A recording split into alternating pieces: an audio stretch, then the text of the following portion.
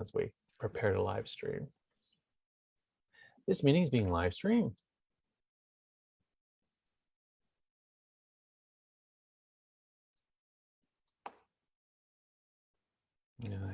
Yes, we are live.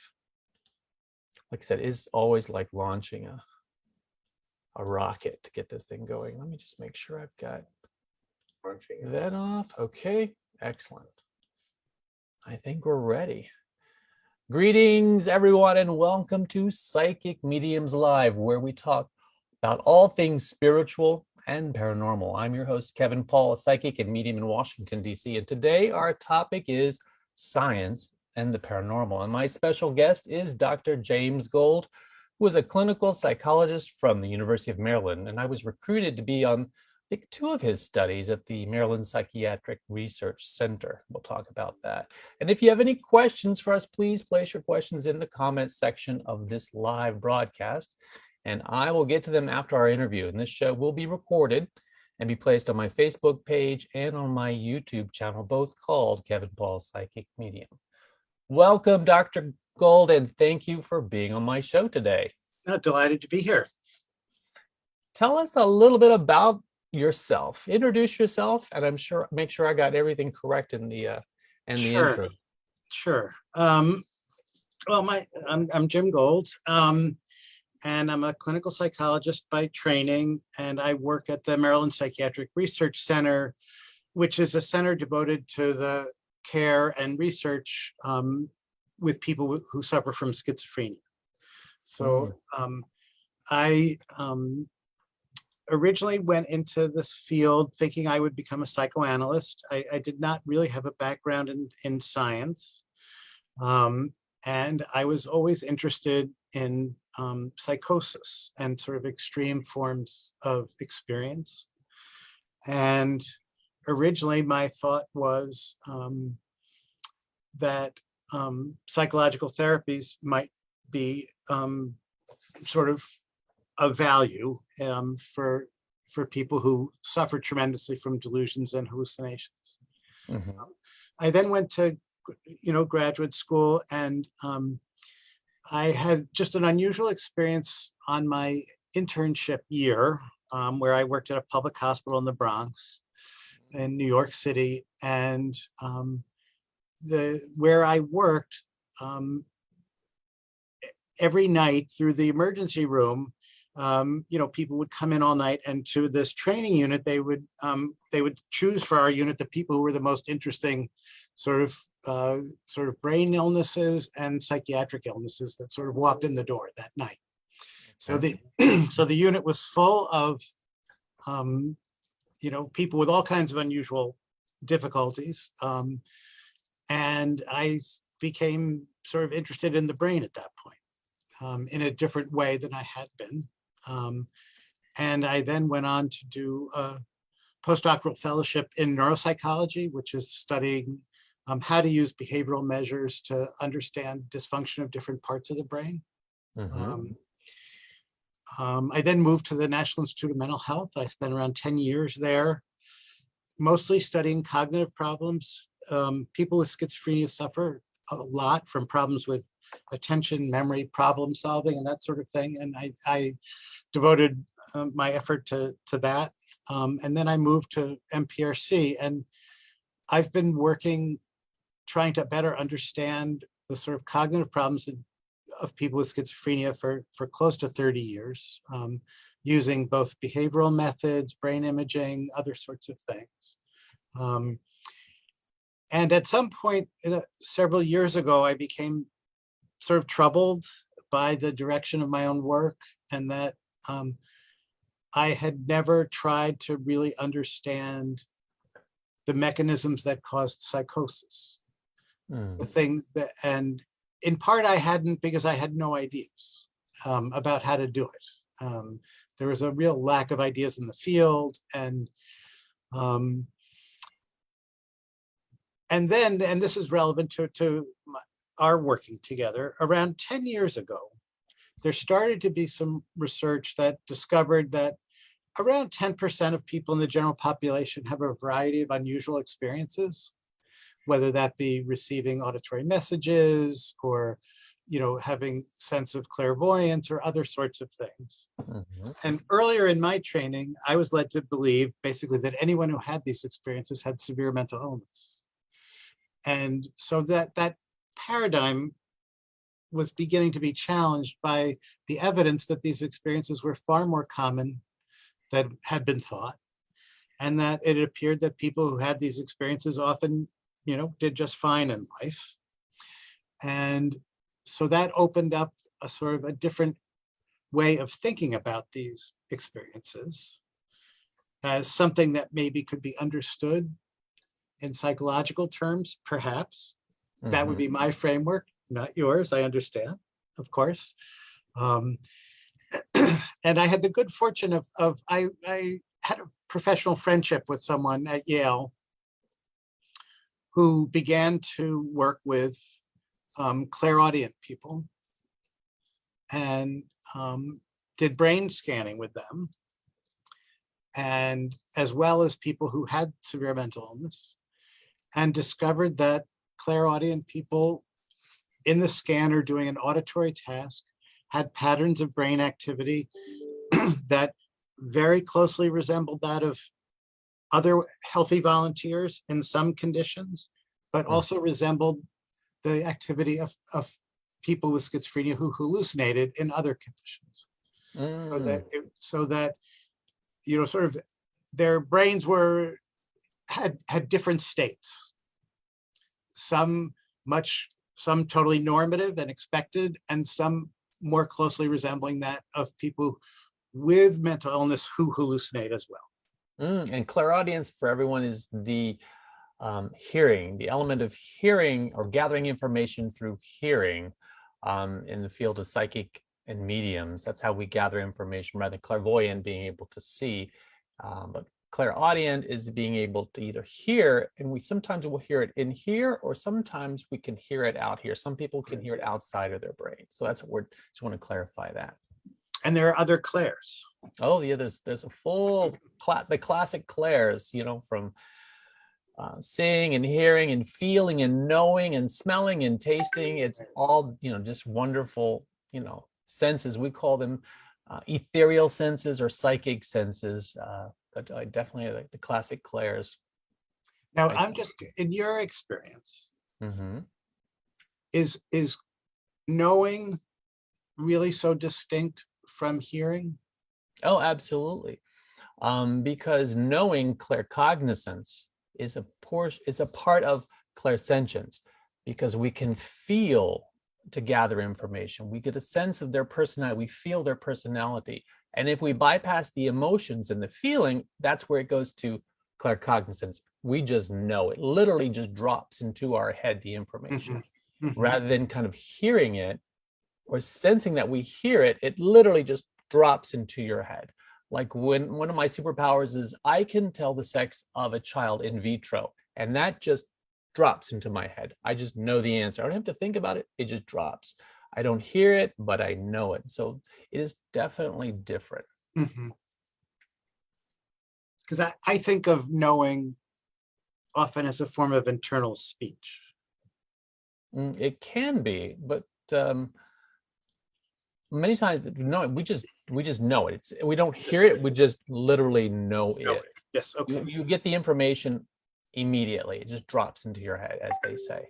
So so hearing it actually takes me a moment. I go, "Ooh, I think I've heard that." So it's very fine. It's a very fine difference, and that's part of training and working with your clairs, is understanding. Not everybody can receive. Not everyone can gather information through hearing or seeing. Clairvoyance is overrated, I think. It's lovely to see something, but you can't really know something or know about something by just looking at it.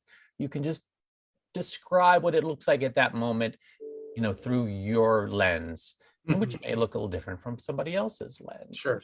But the most important is clairsentience and claircognizance, with clairaudience being not as popular, clairvoyance less popular. Most people have the sensing, feeling, and knowing way of gathering information.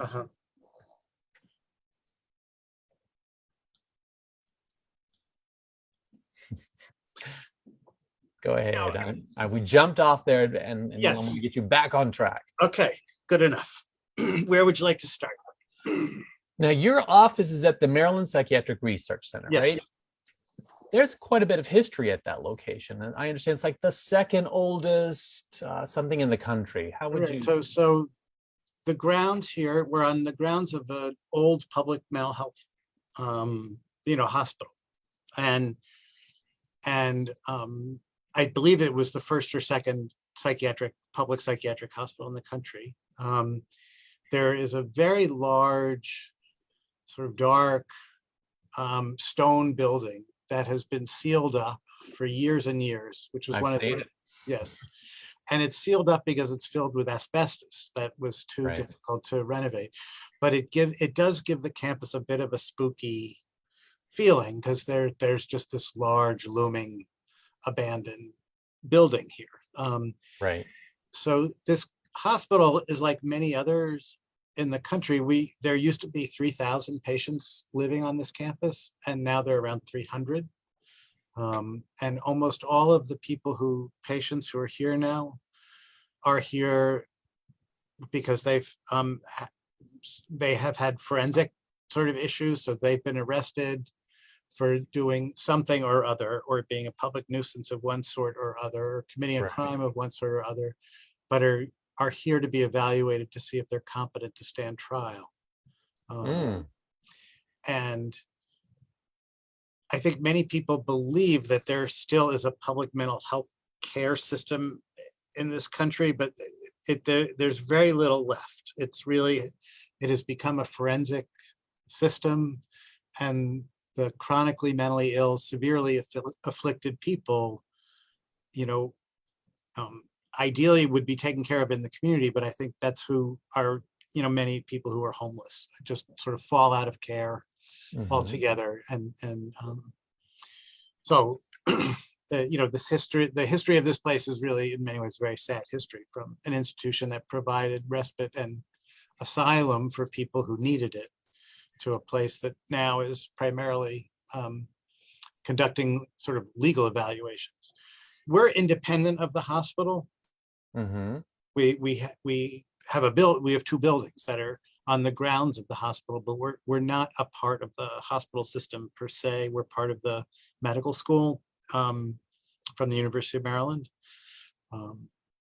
We're supported by the state, but not as part of the state sort of hospital system. And it was back in the 1800s when it was created, right, on the grounds. And they had a place where, they would keep people and keep them enclosed in locked doors and locked rooms sometimes, right? Yeah, no, people were not altogether free to move as they wished. It's the old school way of dealing with mental illness, right? Yeah. And a lot of paranormal investigators love to investigate these places because of I feel the residual energy, which is kind of stuck in the fiber of the space. Rather than, why would they want to still be hanging out there or stuck there, the dead, they say. So there's that whole two schools of thinking. But yeah, I definitely got a sense of, the energy from that building. I didn't go in or anything, but yeah, it's fascinating in the field of paranormal investigations. These old psychiatric hospitals, they're hoping to find some, stuck spirits who they can get some evidence. So you're not the only person who commented on that. There was one of the people that we worked with found this a difficult place to be, and felt like there were a lot of sort of unhappy souls. Oh, sure. Nearby, and they were not fully comfortable with it, right? Yeah. That's I think part of discipline when it comes to people who are sensitive. Okay, we may sense it, but the key is obviously it's like you sense the heat of the fire, but don't put your hand on the fire. And so that's a bit of training I always, when I'm teaching my students who are sensitive. Okay, yeah, you can be adversely affected by the negative energy around you, but you have to learn how to deal with that. So I kind of keep it, separate. I just acknowledge it, but don't kind of dive into it and try to, feel what they're feeling or try to understand that unless I'm doing an investigation and writing it up. So yeah, I did get a sense of the energy of the place, but I didn't want to dive into it or stick my hand into it to really, feel it. So yeah, I know some people are interesting the way they process those kind of things. But it's a fascinating place, very spooky. It'd be really good to do a little, Halloween house there. With all the asbestos, probably not a good idea. Yeah. So would you tell everyone about the studies that you are currently conducting and why you're doing this? What's going on and what studies, was I part of? So we have one larger study, and then a second study that we have started after we started with the sort of large study. The large study is funded by the National Institute of Mental Health. And we're working with people who have schizophrenia, who have varying severity of hallucinations. We're working with healthy people who don't experience voices of any kind. And then we're also working with people who are clairaudient, such as yourself. And we're asking people to do a bunch of different things, ranging from a couple of different kinds of brain scans, while we have people performing different kinds of tasks involving decision-making and learning and auditory processing. There's also one kind of scan that actually is trying to measure different neurochemicals in the brain. We have people do EEGs, which are, you attach electrodes to the scalp. And yes, I think I think I took a picture of myself. Okay, great. Let me show what that looks like, everybody. It's me with my hair extensions. There you got it. And so this is an EEG. What are you guys measuring? So you can measure the electrical activity of the brain through the skull.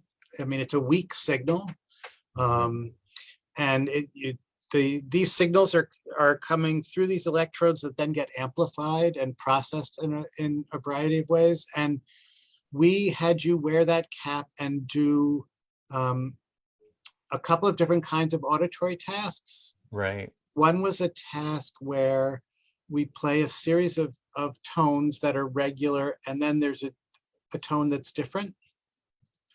And the brain has a response. The brain is a kind of prediction machine.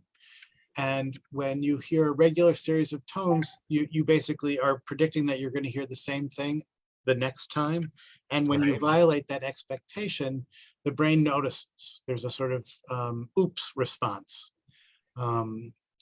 And that's what we measured that in a couple of different ways. And what was interesting about that result, we have only just begun to analyze a little bit of data,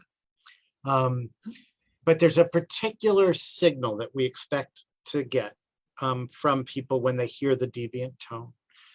In people with schizophrenia, that signal is reduced. It is as if they're failing to notice the regularities of what they're experiencing. The people such as yourself who are clairaudient, it appeared that they were even super sensitive to those differences. So they much more so than the sort of healthy volunteers.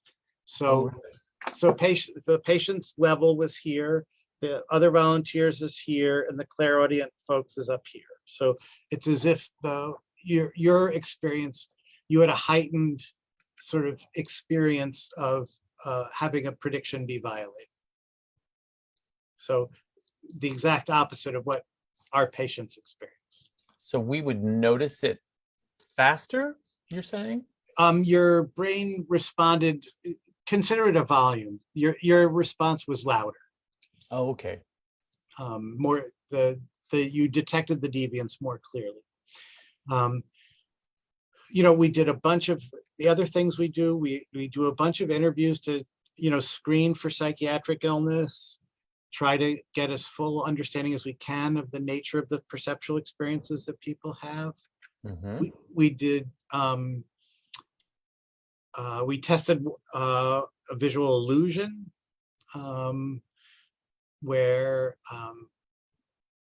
I don't know if you remember, I think I would rather not describe the illusion just in case someone who sees this decides to do the study. So, but we're interested in visual illusions.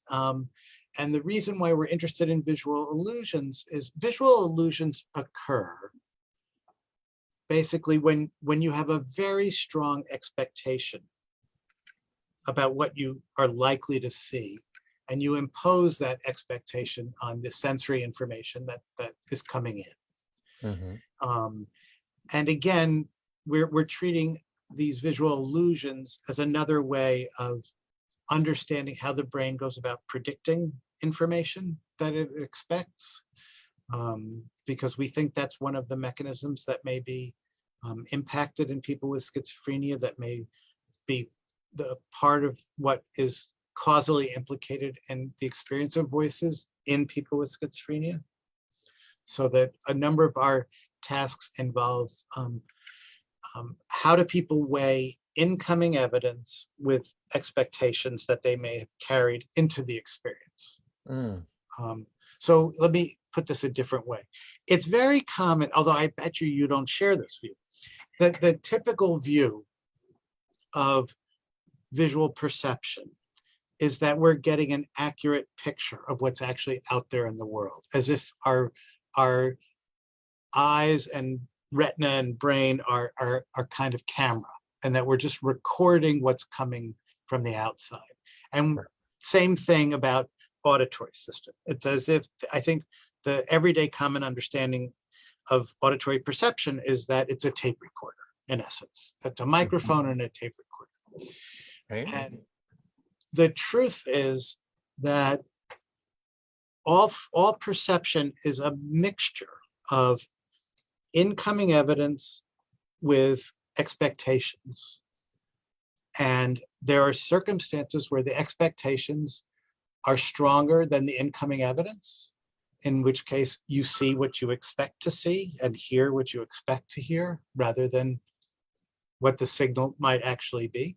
Mm. And then there are times when the sensory when you have no expectations, you're in a totally novel environment, you have no idea what to expect, then your brain is going to appropriately overweight new information, because you have no ability to predict or understand where you are or what's likely to happen. But in most of everyday life, we sort of have an idea about what we're likely to see and what we're likely to hear. And that can shape what we do hear quite a bit, and what we do see.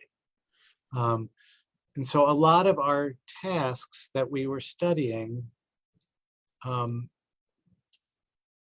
involve this issue of incoming information, prior expectations, and changes in the information, and whether people update their expectations or not, or whether they persist with their sort of prior beliefs.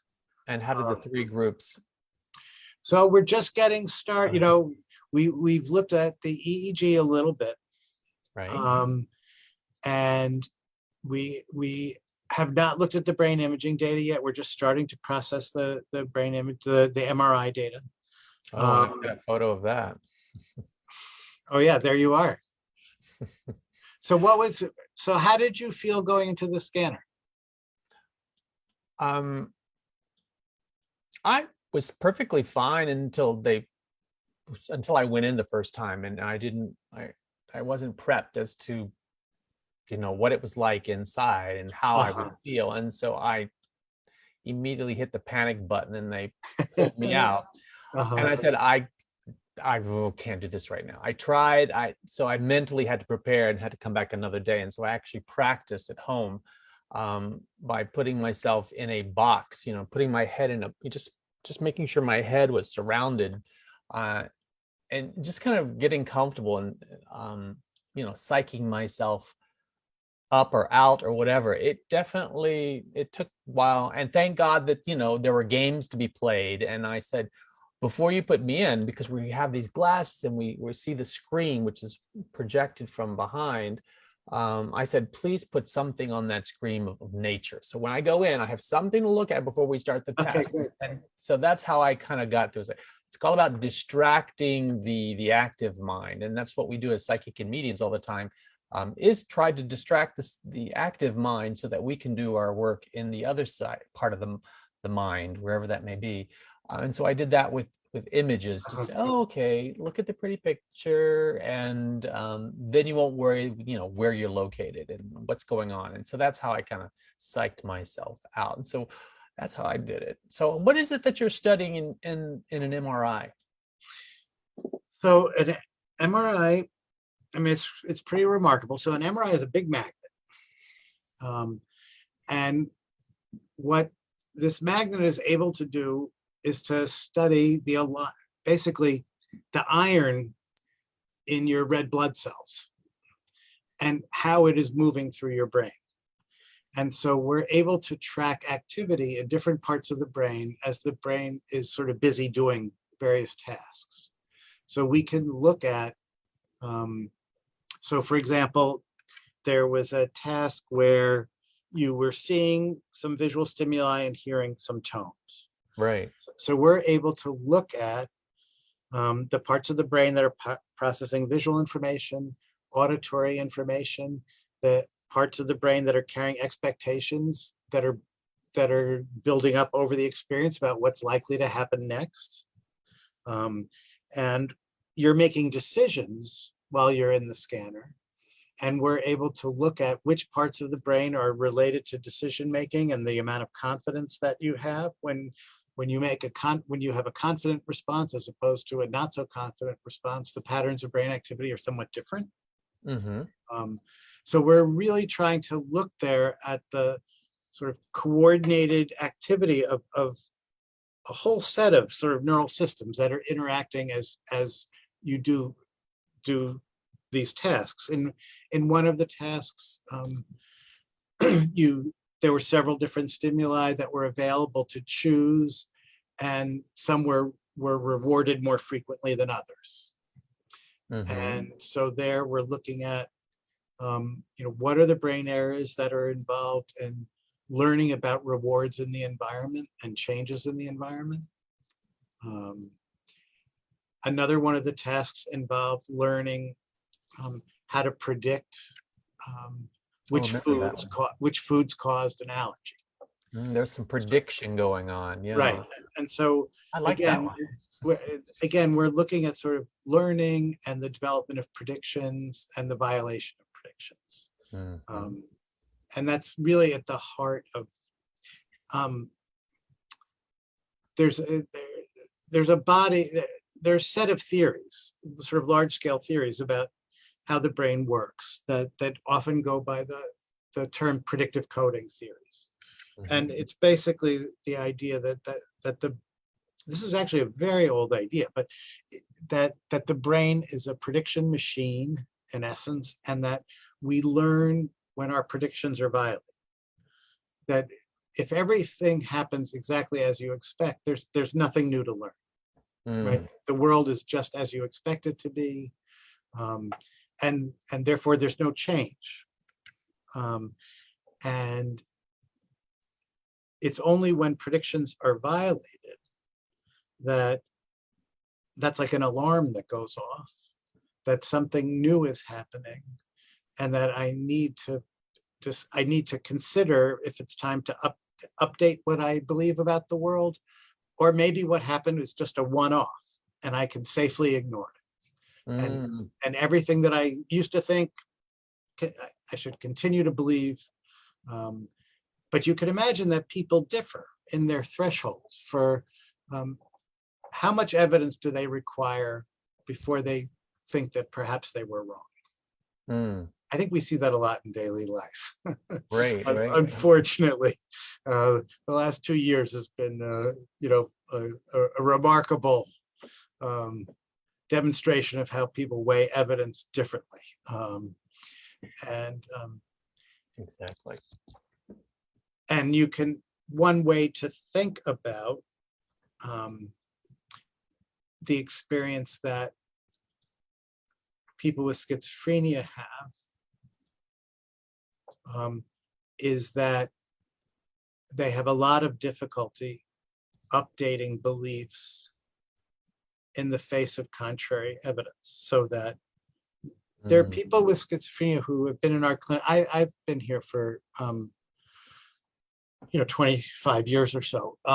There's some people, so we provide free care for people with schizophrenia. I've known some of our people who get their care here for 20 years. And some of them have the same very unusual beliefs about various conspiracies and other things. And their beliefs have not changed in 25 years, even though the feared event has never happened. The evidence for the conspiracy has not changed in 25 years. Mm-hmm. But the belief hasn't changed either. So, I think one of the signs of the wrong term here.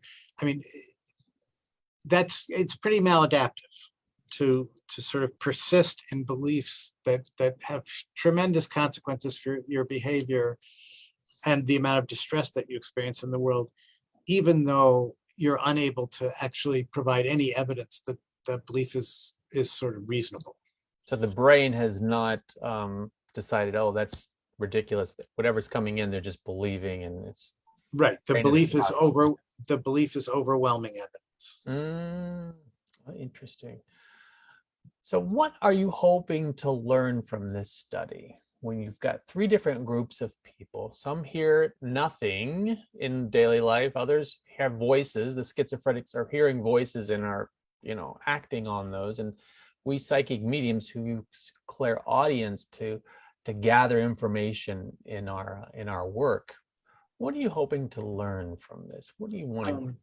What would be your idea? So this will, I may not be able to convey this precisely. So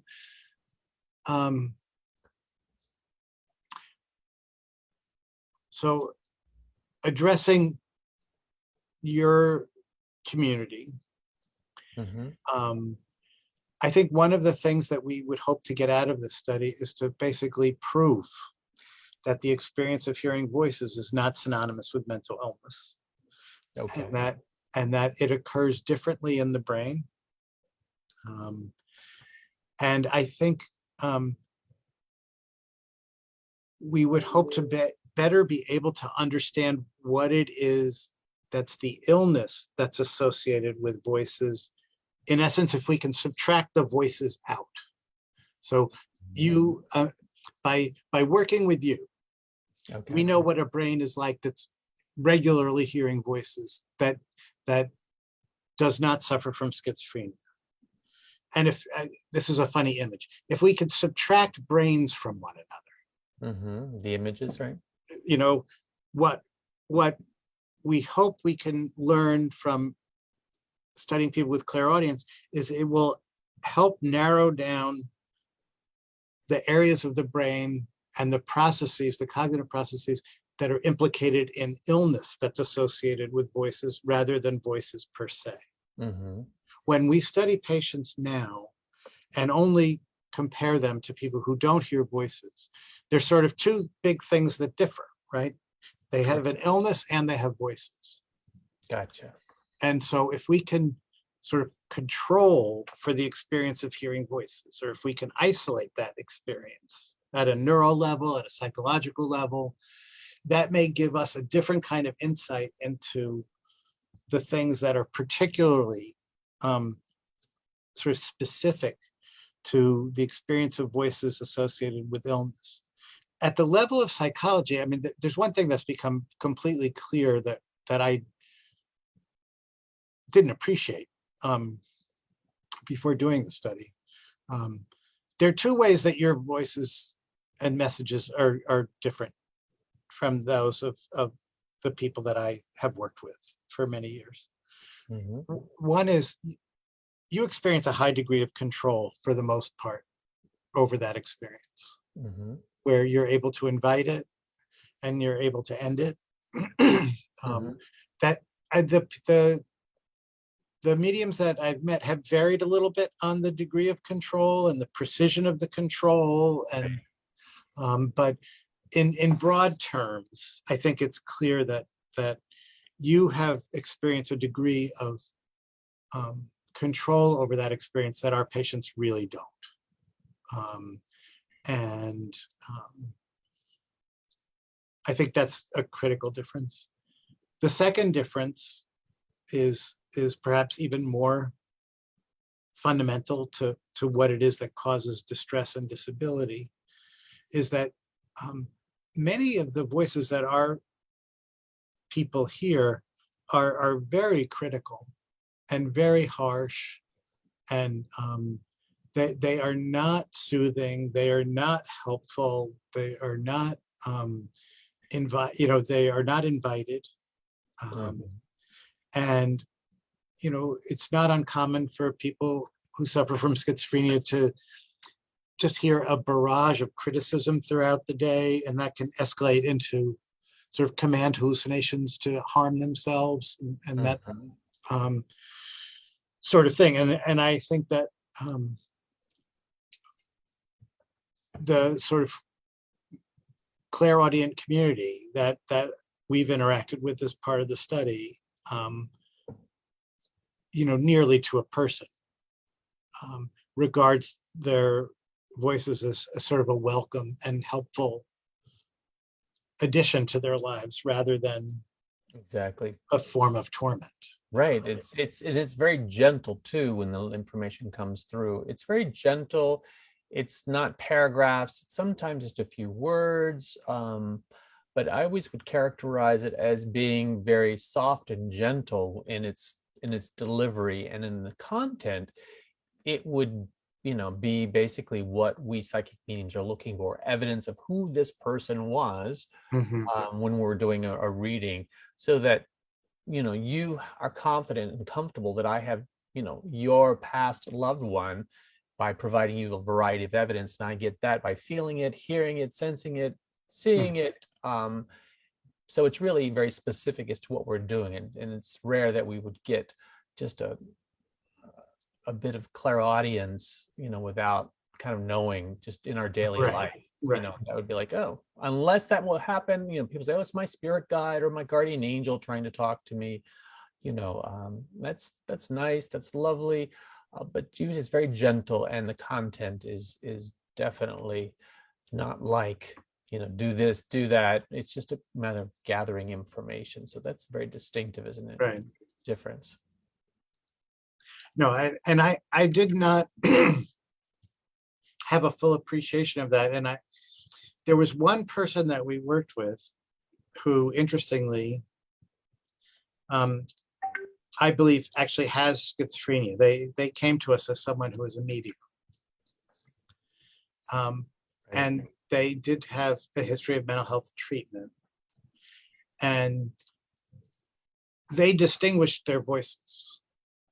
Mm, They thought they had schizophrenia voices, and then they had their sort of clairaudient. clairaudient Right. voices. Voice. And Mm, those experiences were very different for them. And that's the only person that we met who had that. And it was kind of fascinating that in their mind, it was sort of night and day different what the wow. inner experience was. Curious of the content of those messages too. Were they specifically different, right? Yes, absolutely. All right, good. Well, right. That is definitely an outlier, isn't it? Yes, no, there was an unusual person with an unusual history. So what made you even understand about, psychic mediums and clairaudience? How did you get on that bandwagon? How did you learn about that? How But did no, you? so I have this friend, colleague, his name is Phil Corlett, who's at Yale, who started doing this work. And we decided to work together on he had done a small project that resulted in a publication in the journal Science, which is one of the most prestigious journals and in the field, not in psychiatry, but in all of science. And we decided to work together. So we wrote this grant, and where they see people in New Haven, we see people in Baltimore. I started out, to be honest, I was quite skeptical. It was, the ideas sounded cool. But I had never met folks like you, and I didn't know what to expect, and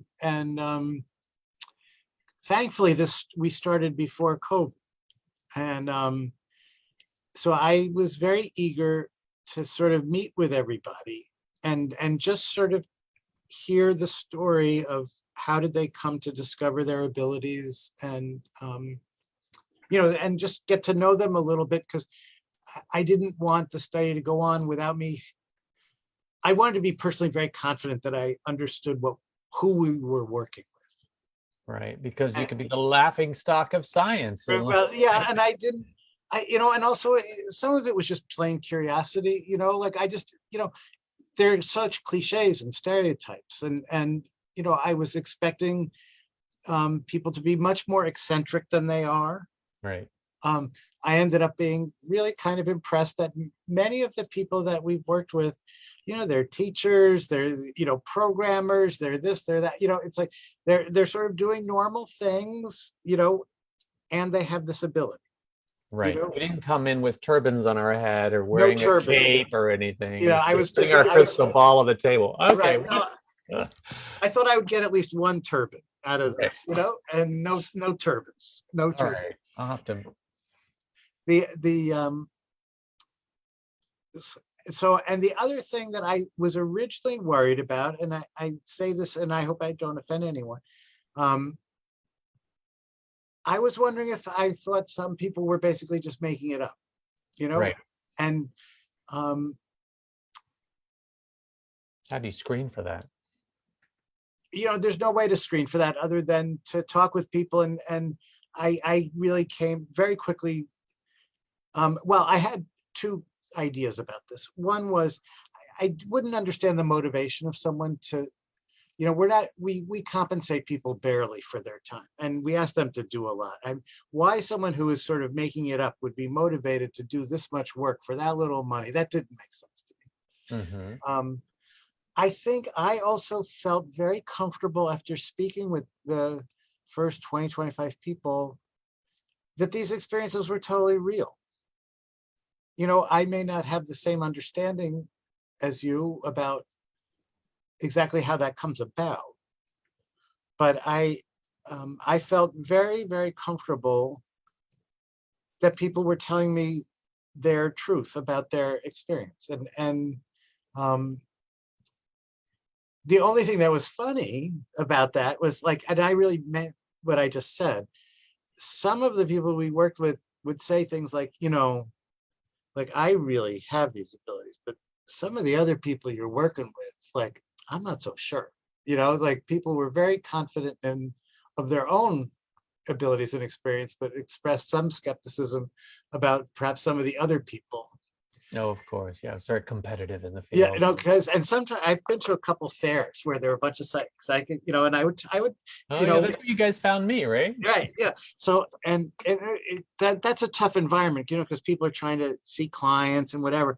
But I just remember one time I was at one of these fairs, and I asked someone so who's here that you think I really should, make an effort to meet? And they, they looked around a little bit, and it's go to this person and that person, but don't go to that, I don't think so about, Right, so, right, sure.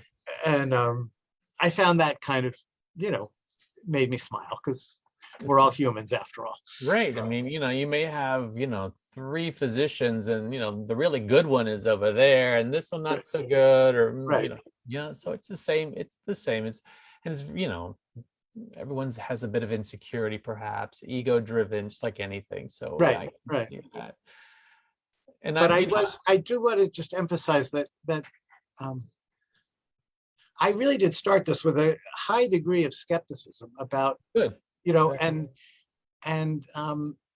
it's been a very rich experience and sort of very provocative to me. And What have you learned from it? well, so let me put it one way that I've thought about this. And this will sound a little abstract, but I think it makes sense. In the course of human evolution, more people have believed what you believe and what science sort of has come up with in the last 150 years. So I think the idea that people can communicate with spirits, contact ancestors, have privileged access to information that's not available to ordinary senses. Right. I think that's been a part of the experience of being human on Earth for a very long time. And it, I think one can look at a lot of religious experience as being of the same, in the same realm. Right. And Agreed. you know, there's a part of me that sort of looks at all that and says, like, who am I to doubt? On the other hand, you know, I sort of wear a science cap too. And I can then think about it much more narrowly and just think these are real experiences. They can probably occur in a variety of different ways. And it may be useful for me as a scientist to approach it using the tools that I have at my disposal to understand the experience as an outsider, you know. Right. And I've been careful. A couple of the people that we've met have wanted me to either come to one of their classes or do a reading, and a couple of times, a couple of the people I felt very sort of connected with, however that happens. And I felt like it was important to not do that. That I think what I have to offer is to do the study as who I am, coming from where I am. And that if I become confused or conflicted more than I already am, that I'll lose what I have to bring that's different from someone else. Right. And whether 5 years from now, whether I'll feel the same way, you know, I can't say. But as long as we're doing this, you know, I feel like I need to be a sort of engaged outsider, so to speak, and that I really value the contact that I've had with people, and the folks who have, you know, have done a lot of the work with you all. You know, everyone has totally been engaged and involved, and you know, learned a lot from the experience. And I but I feel like, you know, it would be better not to do a reading, you know, like I just think that would complicate things for me. If the experience was great, that would complicate it in one way. And if the experience was not great, it would complicate it in a different way. So I think it's better to keep things sort of simple for now. And they're not so simple. Smart thing. Do you think science in your field is the interest in the field of paranormal or metaphysics or psychic or mediums, is it increasing, or is it just kind of like once in a while they might be included? Or what is your thought about that? Is science becoming more woke, to use the term, more You know, open? we'll see. I mean, there are some people in England who are doing related things to what we're doing. There are a couple people at Yale.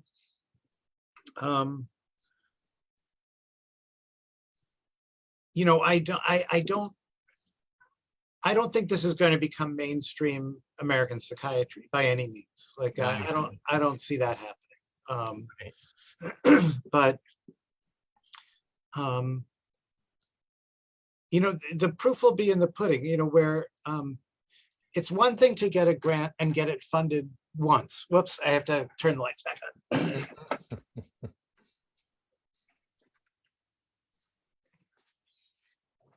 The challenge will be, once we have analyzed data and published papers and all that, will we be able to get a second grant?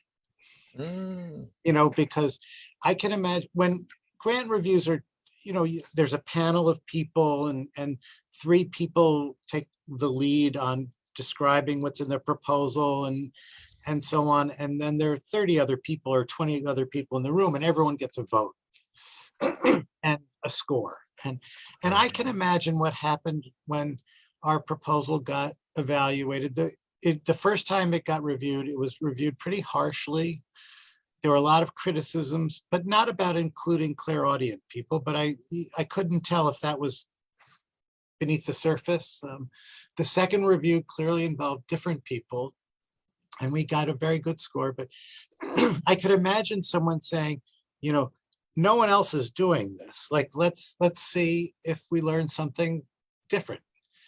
And groundbreaking. The question is, will they say that? Will they say, we really did learn something different and interesting that we couldn't have learned any other way, and there's more to do? So let's let them continue. We won't know that for a few years. We're a few years away from that. Hang on a second. And there's more to do. There we go. Yeah, I'm looking at questions, getting ready to look at questions. Yes. So yeah, that's it'll be interesting to see. I definitely want to have you on once you're ready to talk about the results. Then we're going to have to do a follow-up. Okay. Let's see. People are talking about having sleep studies. Someone has a sister who was diagnosed with schizophrenia, and I have a psychic ability since I was 3. Do you find these 2 conditions within families often? Is there some type of genetic link between have you noticed anything? So in order to really know about that, you have to study lots and lots of, hundreds and hundreds of people in families. And we don't have information on that many people. So in typical person with schizophrenia, only 10% of people with schizophrenia have a family member with schizophrenia, even though schizophrenia appears to be highly heritable. So that to know whether psychic abilities run in families that also have a history of mental illness was not included in that study. would take a really big study to be able to find that. I can say anecdotally, of the people that we've worked with, I don't recall an unequivocal case of a family member who had mental illness. What does run in families is some sort of, to a degree, is spiritual experience. What do you mean? I'm not saying it's genetic. A lot of the people that we've met have had mothers or fathers who were highly religious and spiritual people. Some spoke in tongues, other kinds of the old religious, very religious, or right, but not necessarily typical. Plain vanilla Lutherans. Not like my mother was the great psychic Swami of. Yeah, no. So I do think that and particularly, at least I'm thinking, we had a number of African American people who came from families where the church was and was just a really central part of life, and where the idea of hearing God, speaking with God, was not unusual in any way. I have learned that those people who are psychic and medium can usually trace it back in their family. They feel it's inherited somehow through genetics or whatever. So I hear that a lot. Oh yes, I inherited my gifts from my mother or Uh-huh. from my Uh-huh. grandmother. So I have heard that quite a bit. But that means the person has to have been aware of their abilities, named those abilities, and been open with those when most people are not. They're like, I have no idea, never talked about in my family, so I don't know. I have a sense of where I got my sensitivity from, but yeah, it's hard to extract that. But I do hear So really, you don't speak with your family about this? oh, I do now. I do Oh, now okay. once I've come out, because you basically have to come out as a psychic and Uh-huh. medium, or as a psychic or medium, because all mediums are psychic, but not all psychics are mediums. And there's the Right. difference understanding, the psychic is dealing with the energy of the living and those who, the energy of what's going on here. And then a medium is connecting, being the gateway between those who have passed on, or energy that has residing in a space, like at the old hospital. We're able to connect with that energy. And so does a psychic, but the medium is actually connecting with an active spirit and getting evidence of who they were when they were alive. And then what's the message? Our goal is to be able to bring you a reunion with your loved one Mhm. through the evidence that we provide. And that's the training that I've received. And everyone does everything a little differently, but Mhm. there's a little bit of difference there. So I was wondering if I could put in a plug. Of course. Now, this is at the end of the show where we actually do, what's coming up. What are you plugging? What are you trying So to get out there? We'll get it out for you. if there's anyone who runs across this, who lives in the Baltimore, Washington area, who would be interested in participating, we'd be delighted to have you. We will be doing this for at least another year and a half. We're interested in people, between the ages of 18 and 65. And, just email me. My email is jgold@som.umaryland.edu. Or you probably could find, if that is troublesome, the Maryland Psychiatric Research Center unfortunately has a website that is in need of repair, but there ought to be a way to contact me through the website. I'll put it in the notes. I'll put it in our notes on YouTube as well as on Facebook. Okay, but we'd be delighted to work with more people. It's and I think Kevin will tell you that we treat people well and try to make sure the experience is a positive experience, and we know we're asking for a lot. And we're just deeply grateful for the effort, for the time and effort that people share with us. And I think that it's an opportunity to potentially be of help to people who suffer a great deal. And so encourage you, if you're interested, reach out and see if it if we can make it fit for you. Yeah, it was a wonderful experience. I enjoyed the folks that are on your team, and yes, they definitely do take care of you. Very kind and understanding, and it's fascinating to work with science, and that's one of my purposes, to work with you guys to help advance science, to make sure people understand us a little bit better. We're always trying to figure ourselves out all the time, but to help you guys understand and educate you guys. I mean, you guys are getting educated on that group, this psychic medium group, with your interaction. So definitely a wonderful experience, and I encourage those psychic and mediums who have clairaudience, who gather information by hearing it, whether it's in your head or hearing it outside of your head. That's what they're looking for. They're looking for folks like you to go through and study, and I'll definitely provide your information in the comment section when I post this on YouTube as well. So and for me, my next show is going to be, I think, when is it, the 18th, a Saturday. It's a pre-winter solstice meeting with a solitary witch, a priest, and two psychic mediums, about what does it mean? What do you do? What's important about it? And understanding how we all differently perceive the winter solstice, because it has certainly been part of human nature and throughout, centuries and centuries and, thousands of years. So we're going to talk about that and have some fun with that as well. So that's what's upcoming for me, besides, me teaching my students and doing readings and all that stuff through my website and on Facebook.